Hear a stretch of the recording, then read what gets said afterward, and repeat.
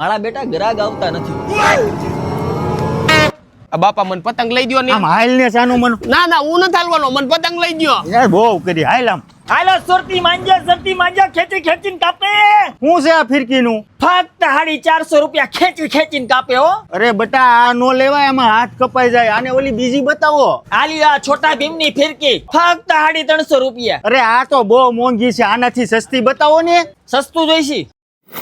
આલિયો આ લઈ જાઓ. આનું શું છે? ફક્ત 25 રૂપિયા. જો બટા આ લેવાય, હાથમાં લાગે નહીં. આ મોઢું બગાડમાં હજી પતંગે લેવાની છે ને.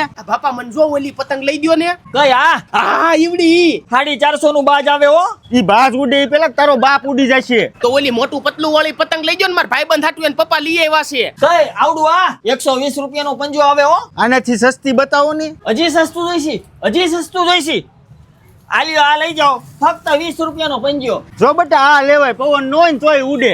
આમ ખેંચમાં તારો બાપ તૂટી જશે. એ આલ્યો મારે નથી લેવી, હું લૂંટી લઈશ. આ જો બટા વાંદરાનો મોરો નવો આવ્યો છે, લઈ જાવો છે. એવું જ મોઢું મારા બાપાનું જ છે. અરે તારો